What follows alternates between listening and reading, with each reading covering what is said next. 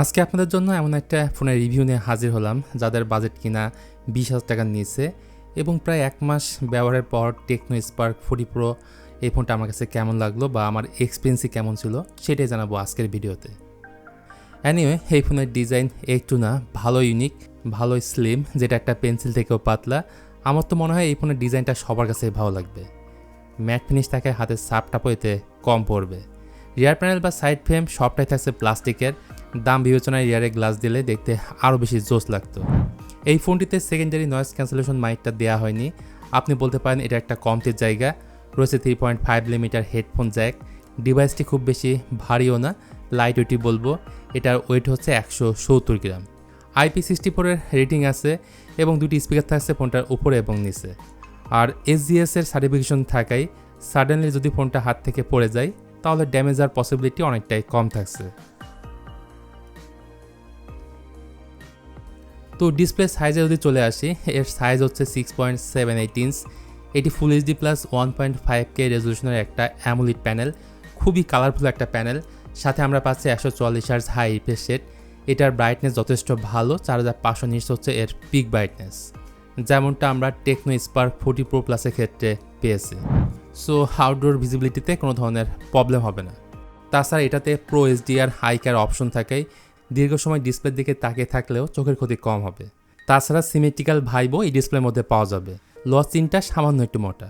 পাশাপাশি এই ডিসপ্লেটা ওয়াইড অন এলন সাপোর্ট করে, এতে করে যে কোনো কন্টেন্ট ওটিটি প্ল্যাটফর্মে স্মুথভাবে আপনি দেখতে পারবেন।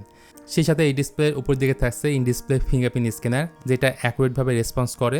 তার থেকে বড় কথা, এই ডিসপ্লেকে প্রোটেকশন করছে কর্নিং ওয়েলা গ্লাস 7i। এক কথায় আমরা ফ্ল্যাগশিপ ফোনের ডিসপ্লের ক্ষেত্রে যে ধরনের ফিচার দেখতে পাই তার কাছাকাছি এই ফোনের মধ্যে পাওয়া যাবে। অপারেটিং সিস্টেমের ক্ষেত্রে এই ফোনটা রান করছে iOS 15 বেসড অন অ্যান্ড্রয়েড 15-এ। তবে কোম্পানির তরফ থেকে আপডেটের ব্যাপারটা ক্লিয়ার করেনি টেকনো, তাই আমার মনে হয় ভবিষ্যতে কোনো আপডেট নাও দিতে পারে। এই ফোনে প্রসেসর হিসেবে থাকছে মিডিয়াটেকের বহুল ব্যবহৃত একটা চিপ Helio G100 আলটিমেট। এই সেম প্রসেসরটা দিয়ে মার্কেটে অনেক ফোন ইতিমধ্যে লঞ্চ হয়েছে, যেগুলোর পারফরমেন্স কিন্তু মোটেও খারাপ না। র্যাম রয়েছে 8GB, extra 8GB virtual RAM extend করে নিতে পারবেন। সাথে 128GB থাকছে ইন্টারনাল মেমোরি এবং স্টোরেজ টাইপ হিসেবে থাকছে UFS 2.2। যেহেতু Helio G100 পরীক্ষিত এবং ব্যালেন্স একটা চিপসেট, তাই খুব বেশি কিছু আর বলছি না, সব কাজবাজ আরামসে করা যায়। আর গেমিংয়ের প্রসঙ্গে আসলে এই ফোন দিয়ে আপনি পাবজির মতো গেম 60 FPS-এ খেলতে পারবেন। মাঝে মধ্যে ফ্রেম ড্রপ ওঠানামা করতে পারে। আর এই ফোনের মধ্যে ফিলিং নামে একটা ফিচার রয়েছে যা দিয়ে আপনি কোনো ধরনের ওয়াইফাই, ডেটা কিংবা সিম ছাড়াই কথা বলতে পারবেন, চাইলে চ্যাট করতে পারবেন। আর বক্সের উপরেই টেকনো মেনশন করে দিয়েছে 5 বছরের ফ্লুয়েন্সি প্রোটেকশন দিচ্ছে, মানে 5 বছর পর্যন্ত এই ফোনটা স্মুথভাবে আপনি ইউজ করতে পারবেন, যেটা লং টাইম ইউজের জন্য অবশ্যই ভালো একটা ব্যাপার।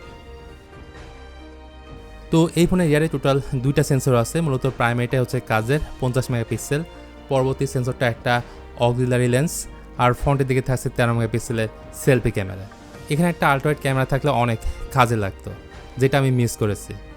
ভিডিওর ক্ষেত্রে মেন ক্যামেরাতে ভিডিও রেকর্ড করা যায় আপ টু 2K 30 FPS-এ। ওয়াইস বা ইআইএস-এর কোনোটা না থাকায় ভিডিও ফুটেজে যথেষ্ট স্টেবিলিটির ঘাটতি পাবেন। সেই সাথে এই ফোনে ক্যামেরা টু APS সাপোর্ট থাকছে, মানে আপনি চাইলে ইন ফিউচারে জিক্যাম ইউজ করতে পারবেন। তো 20,000 টাকার মধ্যে এর যে ক্যামেরা সেট আপ সত্যিকার অর্থে ভালো ছবি তুলতে পারে। কালার টোন ভালো ছিল এবং এটার পোর্ট্রেট লেন্সে দুইভাবে ছবি তুলতে পারবেন, 1x এবং 2x।